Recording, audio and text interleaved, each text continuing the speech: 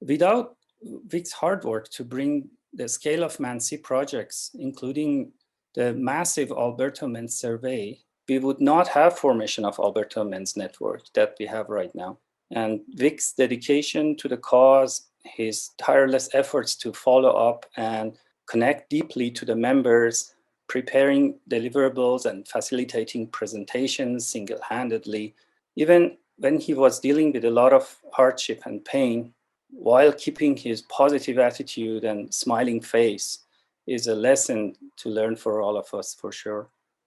We miss you, Brother Vic, and your presence of passion and values will carry along in the future of Alberta Men's Network. Now I invite June Naraval to continue Vic's tribute. June has been a longtime close friend of Vic and an ally, and we'll talk about many years of Vic's key roles for many other good causes beyond Mancey as well. June? Thank you, Arya. Are you hearing me now? Mm-hmm. Okay, thank you. As we honor Vic, let us pause for a minute of silence, remembering Vic and who he was to us and what we have become because of him. We pray that his soul may rest in peace and that eternal light will also shine upon him. The Alberta Men's Network and Mancey and the people who compose it and work with are dear to Vic. Vic was passionate about women's empowerment and to also ensure that men support and are part of that empowerment journey. He had this belief that as men journeyed with the empowerment of women, men would also transform in the process. His basic argument was very simple, that any behavior is always a learned behavior, and that we could also unlearn it, particularly the negative ones. In the Philippines, as in Calgary, Vic had worked on engaging men towards gender equity. He was unstoppable.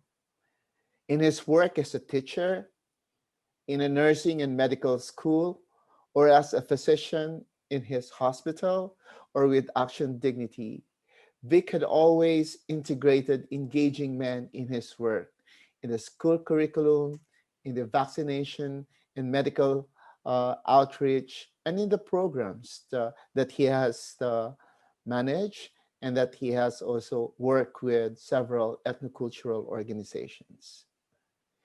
Vic was a wonderful soul. We all know that whenever there is a beautiful person, there will always be a trail of wonderful memories etched in everyone's hearts.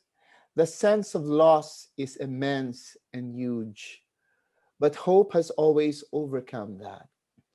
A compelling memory of Vic is the work that he has done to empower women and to engage men to be positive role models. In silence and in our hearts, we honor Vic and the work he did to change the people around him because of his examples.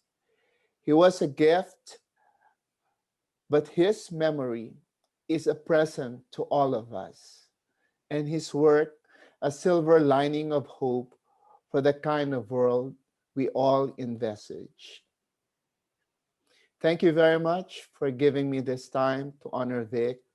Thank you very much for continually taking the cudgel of Vic's honor and memory in the activities of the Alberta Men's Network. I love you all. Thank you. Thank you both. That was really beautiful. Okay, what a great opening to our day together. Now, I know we've already had some questions about this, but the first presentation of the day is being led by Liza Lorenzetti and Abbas Mancey to talk to us about Alberta Men's Network, who we are, and how we got here. again, and Vic was a big part of that. So, Boss, am I right in assuming that you're sharing your screen? Yes, I hope everyone can see this. In following our practice and in the spirit of reconciliation, I think, and in addition to the opening prayer led by our elder and traditional knowledge keeper, Adrian Wolfleg, as a settler to this land, acknowledging, recognizing, and celebrating the land we're on and the territory that we've settled on, and all of the peoples, the communities, the nations that were here before us, that helped us settle and to help us learn about this beautiful place, which we now call home. So acknowledging all of the original people, as I often like to say, acknowledging past, present, and future. So I wanted to just open by saying that. So what we were asked to share for this particular conference is just quickly a sense of the history and evolution of the Alberta Men's Network. I know there was a question by someone coming in, so hopefully this would give you some insight as to who we are and how long we were established and our roots. And then we'll quickly go through the evolution and then maybe really focus on our current work. So Liza has joined us. So Liza, feel free to say hi. Hi everyone, Liza Lorenzetti. Sorry I'm a few minutes late. I was in a meeting, but happy to join. Thanks, Liza. So I'll start off by kind of going through the history. I'll pass it over to Liza, so we'll go back and forth, and hopefully we can do a good job. At this. Excellent. Okay. First, I think our grassroots network is large. As I often mention to Lisa and others, I say it breeds. We have a lot of people coming in and out. But throughout our time, the years we've been together as a collective, we're not an organization. We're a network or a movement. But what has often guided the work in some direction and decisions, we've had sort of like a stewardship team. We've had various working groups, members of the network who kind of fill in different roles. So it kind of goes back and forth. When we do have projects, we have staff that we would hire full-time or part-time to lead some of that work. And because our work has often been a union between research and community work, we've sort of focused on research and evaluation to kind of track. But just in summary, in how we describe our work, we are sort of a community committed to nonviolence through an anti-colonial, anti-racism and human rights lens. And we work across a gender spectrum, looking at healthy relationships and healthy communities. So before we were Alberta Men's Network, when I moved to Calgary, I connected with a core, including Vic, who brought me into this work. And we called ourselves the Men's Action Network of Calgary. So we were just this community of people coming together, really interested in domestic violence prevention work, really fostering stronger relationships and figuring out how we can collaborate on these issues. We've had a number of key organizations that supported the work. Ethnocultural Council of Calgary, now called Action Dignity, University of Calgary, and some other projects. Shift was another one. And we were really figured out how do we commit collectively to social change in Calgary. So a number of things we gathered to really look at how do we have some organizational development and strategic direction. So we consulted on what is the work we need to pursue collectively. Like what are the actions we need to take? How do we sort of form ourselves? How do we become leaders? And how do we invite more and more men to step into this space that has been traditionally led by women for many, many decades? I wouldn't read all of this, you can read it, but in summary, I think we really were looking, how do we really sort of create a society we're all proud of that includes many different people? And just some examples of the work we did. So we did a lot of interesting community work focused on domestic violence prevention. So these are some pictures of events that we were part of. Either we participated or helped lead.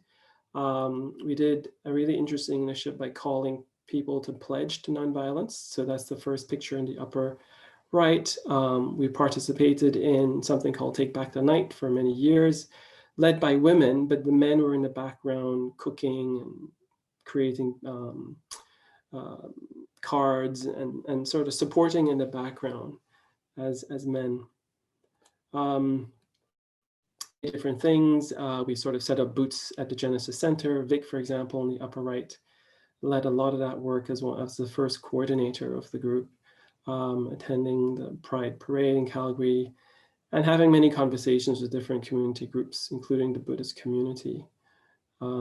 Lisa, feel free to jump in if there's something. I just wanted to mention what was really neat, and we have Adrian here with us, and I don't know if Paul Naget is here, but Adrian and Paul were sort of doing a sharing exchange between Indigenous approaches to violence prevention and Buddhist approaches, and Adrian went, and I think at least once or twice, and attended over there with some of our other members with the Buddhist community. So these types of exchanges and just building community together and mutual aid.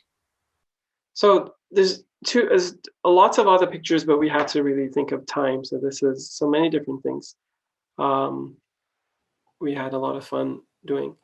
So a big shift, and I'll hand it over to Lisa. A big shift was really when we began to look at listening to men across the province. So Lisa will kind of take it off from here. Yeah, so we're telling a story of 8 years in 15 minutes. So I know. But, Lisa, I have the PowerPoint slide, so indicate to me maybe when I need to shift. Thanks, Abbas. That's great. Yeah, I just want to say, so before I joined the network, I had spent 25 years in the field as social worker and working primarily in domestic violence shelters and work, and primarily with refugee families impacted by domestic violence, but also impacted by war, state violence, racism, all, different forms of discrimination that definitely impacts people's realities of interpersonal violence. And so these were, those are the experience that I carried in. And what I had seen a lot in the work was that it was primarily women identified folk who were around the table trying to address these issues. And so that was where, we met with Vic and some of the foundational members here today to really say, what can we do as a community? Right? And where are the roles of men? So that was kind of my entry point into the work. And when we had been together for a few years as a group, we said, what do other men think about this work? We've got a core group of about 25, but what about others? And that's where we decided to design a survey. And here you see, this is the launch of the survey. And just if you can look at the crowds of presenters, everyone up there are the leads of this survey. So we are a non-hierarchical group. We work together. If we didn't work together, we wouldn't have gotten the type of response that we had. And so you can just see that we needed to expand the discussion beyond our realm. So I'll go to the next one. Yeah, and so the question really of the survey are, what are the barriers and enablers of well-being, and how do we promote healthy relationships? So our idea really was that, okay, we know violence exists. We know when we look at physical violence, sexual violence, fear, coercion, in heterosexual context, it's very genderized. But what about what happens before violence? What about preventing violence? And that's why we were asking about well-being, about healthy relationships, about past trauma, about structural violence. Those are the questions that we thought we needed to ask in order to stop violence, instead of just talking about what's happening with violence. And so we had a leadership team. I won't name them all, but lots of organizations jumped on board when they saw what we were doing because it was different. And we'll keep going. And many leads. These are all the names of everyone who was part of the survey in some shape or form in leading it. A lot of our core members were there and did many roles. So just acknowledging them. So, you know, what was cool about it is that we actually designed the survey through focus groups with primarily men, but also women and violence prevention workers in the community to design what are the questions we need to ask. And then we also translated the survey into Spanish, Farsi, Arabic, French, and Mandarin. Unfortunately, because of time, the Spanish survey was the only one that really got out into the community. We have Fanny Oliphant here, who really led that work in Latin-speaking Latino churches, community groups. I think Fanny went everywhere with that survey. And so it was just awesome to see, you know, that community really had an opportunity to share. We'll just keep going. And not a surprise, I think it was 3.5 months we had the survey out, when we could have kept it going longer, but it just kind of exploded in a positive way. We had over 2,000 respondents, lots of media attention, everyone wanting to know about what men were saying about their well-being and about healthy relationships. And you can see all the areas of the province where there were respondents. So it was quite good. These were the ways we did it for the research geeks in the room. One of the most important aspects is point 3. We trained, and Vic, I was just thinking of Vic's work too, and we trained 50 community-based researchers, right, from very diverse cultural, ethnocultural groups, language groups, and our folks were taking the survey into their temples, into their places of worship, into their communities. And that really made a difference, because without those relationships of trust, you can imagine nobody's responding to the survey, right? It's not going to happen. And so that was what we did. And we also collectively analyzed all the responses together as a group. That was difficult, but doable. Here's a few highlights very briefly.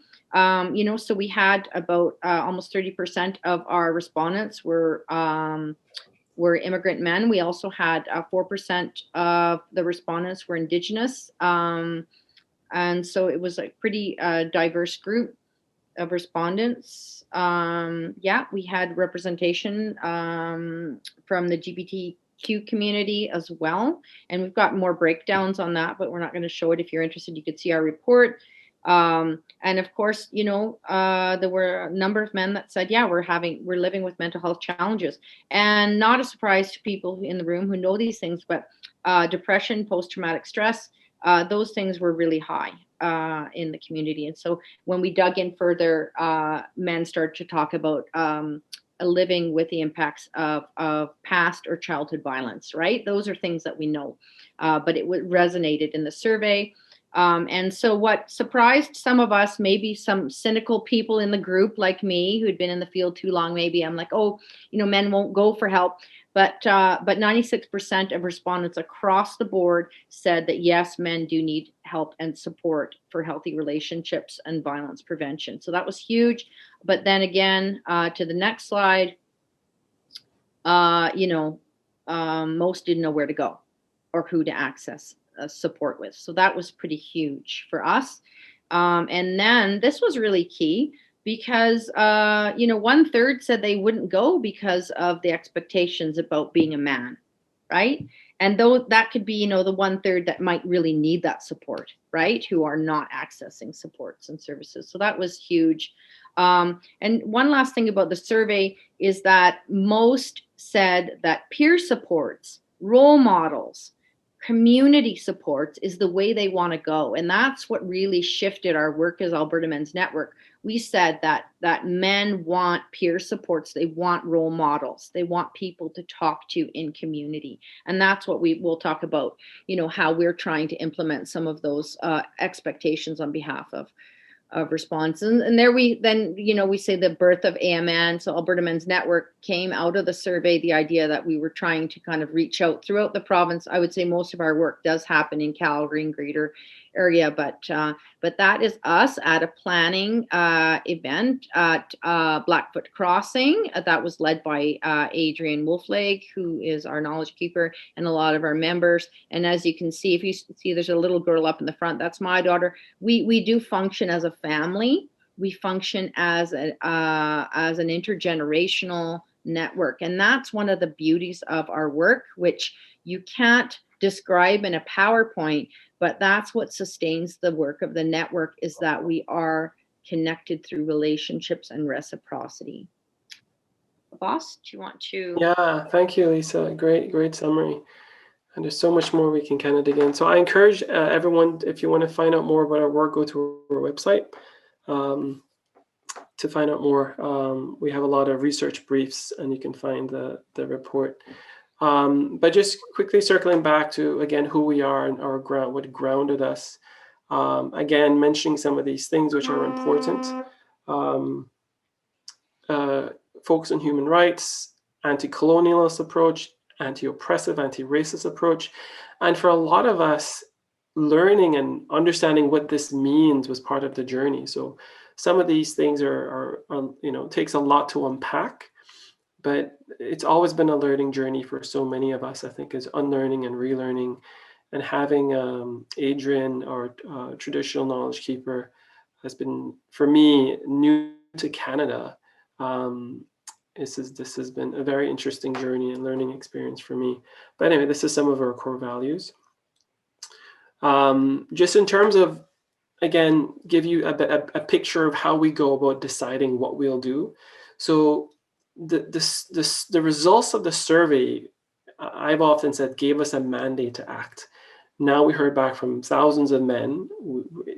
Basically, a lot of what we began doing after that is sort of, how do we respond to that? So focusing on advocacy, role modeling, both in public and private life, a focus on education. Our work is preventative in nature. And then thinking about supports.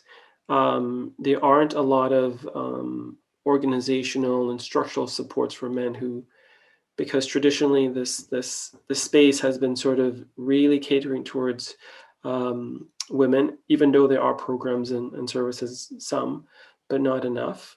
So thinking about how do we provide that peer support model. And of course, our work is collaborative. So as Lisa said, not just in the projects, but we have tight bonds of friendship between us. And we support and help each other out, because I think we don't separate what we do with our life. I think our values, transcend both spheres. But this gives you a sense of how we go about deciding what we take on and how we direct our activities. I wanted to add is that when we talk about our anti-colonial and anti-racist framework, that's really important to the work, because from the beginning, the group actually emerged from the work and experiences of immigrant racialized men and those of us who were working to be recognized as allies, and Indigenous men and women. And so those, groups have really carried the work. And the group really does decenter whiteness throughout the work. And this was evident in everything, because not all men's experiences are the same, right? And that was something that really resonated in the survey, because when we looked at, we looked at subsamples and looked at the experiences of Black men, South Asian men, Indigenous, queer men, discrimination would just go up, right, as a barrier to well-being. And so this was really important to recognize who are we working for and with, and where do we prioritize our work. So I just wanted to add that in. Go ahead, Abbas. Yeah, and I guess one of the things, so my own history is before coming to Canada, I did a lot of similar work in Guyana, in the Caribbean, and some other places, other projects. And I've always found a focus to be on really presenting a negative image of men. But what I really loved about the angle and the approach was eventually realizing and learning from the survey and from each other is this focus on men's well-being, gender equity, and violence prevention. So not just efforts to call men out, but more importantly to call men in, and to make it as much as possible a space that we could invite men to deconstruct a lot of the things that we were trained, and nurtured to believe about masculinity, and opening up to looking at healing and dealing with trauma, which is a very, very vulnerable space to be for many men. So I think this is the approach I really thought was needed. And I think Alberta, the network kind of led some of this work. There wasn't a blueprint, right, Lisa? We were just trying to understand. So I think we were often being responsive. Of course, there were learnings, lots of learnings along the way, but I thought that was important. And to wrap up, we've got 4 minutes more on the presentation. We'll just run through these are just different examples of the work we led and did because we felt this was connected to our values, our mission, and our mandate. For example, collaborating and raising funds for girls in Pakistan. And one of the network members has close connections to this community and is from Pakistan. So this is one example. This is one that's close to my heart. I think it's one that's celebratory in nature. So we've organized a couple of these that with a lot of success, focusing on honoring fathers and daughters and the relationship, which is often taboo in many, many communities. So that was quite nice. We had a round of men's talks across Alberta in many different communities. That was very successful. So just calling communities together to talk about masculinity and its impact on society and so forth. So that was quite cool. Hujra night, this is a particular cultural significance for the Hujra community, which is from Pakistan. So this is quite nice. So a very traditional gathering. And this was for the first time, these men who did this in their homeland, doing it in Canada, but the focus being on healthy masculinity and relationships and taking on roles as men in the community. So this is very cool. And a group will be talking more about that later on this afternoon with Dr. Amir. Nice. Of course, we celebrate each other and enjoy each other, which I think is important. Don't just work hard, but we try to enjoy each other as well. So this was an end of year event we did, which was quite fun. And families are often part of the mix. We hold often symposiums or conferences where we try to share our work and invite others doing the work to kind of help us share what we're learning together. These are examples of some of the things we did. Last year, because of COVID, really... that one got shut down. So forget the date, but it was a weird year last year. But I'm conscious of time, so I'm just kind of thinking through. This was so the previous poster, this is the updated poster we held in December. And yeah, that kind of brings us kind of on time. Lisa, anything to add that maybe... Up and coming, I just wanted to say that we will be hosting another fathers and daughters event up and coming in the summer. Also, we're talking about Fanny will be talking with the Latino men's group. We'll be talking this afternoon about a training curriculum that was developed, Train the Trainer, that we're hoping to lead again up and coming. So Fanny will say more about that, Veronica, Sebastian, and Jeff and Tamara. And the last thing is we have Black History Month coming up. So do you want to put a plug in, Abbas, for your event? Yeah, absolutely. And Sarah, I also want to raise the questions we want to discuss at the end of should I do that here too? Okay, awesome. Okay, yeah, so just taking up the last couple of minutes. So something interesting we're planning for Black History Month. So all of you, hopefully we'll be able to get this to you, but we're trying to host a conversation with Black fathers on their relationship with their daughters, and particularly helping out with their hair. It's a lot to deconstruct in that, but we felt that would be a really good entry point to talking about images around Black fathers and why the narrative is constructed around Black fathers the way it currently is, and looking at opportunities and challenges for men being intimately involved with the care of their daughters. So a lot to unpack. Hopefully it's an interesting and intriguing conversation, one that's provocative, then sort of leads to a useful conversation with the community. So that's happening February 10th, 6 p.m. via Zoom. So that's the plug for Black History Month. I wanted to end off by mentioning some things we actually want to raise for conversation at the end of the conference. So, we've spent some time here sharing and discussing. I'm sure there's lots of presentations, but we really wanted to end off the conference by having a conversation around what, in spite of all this work, now so what? What should the work of engaging and working with men look like? For all of us who are interested, but maybe some interesting guidelines for Alberta Men's Network. We really want to know from the community, what does the future of this work look like that can really impact violence and including more men, focusing on well-being. So really curiously your thoughts on what does the future work look like? What should it be? There's also 2 points of tension we want to also discuss.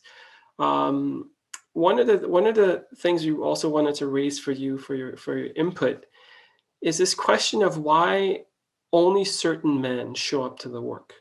Where are the other men, the diversity of men that we would love to see participate in violence prevention, healthy masculinity practices, leading some of the work of gender equity? Where are some of these men we would love to show up and to share space with us and lead? What do we need to do differently? How do we need to do better to include and invite them? So curious for your thoughts on that. And the last point we wanted to raise for discussion is there's often a dichotomy between, do we support men's work more versus women's work more? And I truly believe it's a false dichotomy, but there is this tension. We have limited resources. We need to support the women's movement and we need to support women and girls, but there's also this major work around working with men. How are we dealing with this tension? And how do we choose, or how do we work with both? So those 3 points, the tension around supporting the men's work versus women's work, how do we include more different kinds of men in the work, and your thoughts about what is the future work for engaging men and boys in Alberta. I hope that was, I hope I did a good job of that, Sarah. Let me know. Yes, you did great. Okay, that's all from me. Thank you. Thank you so much, everyone. So I know some of our presenters will be hopping in and out. If you have questions for Abbas and Lisa or anyone, put it in the chat, but Abbas will be back. I'm sure Lisa will try to be back at the end, where you can also ask them questions.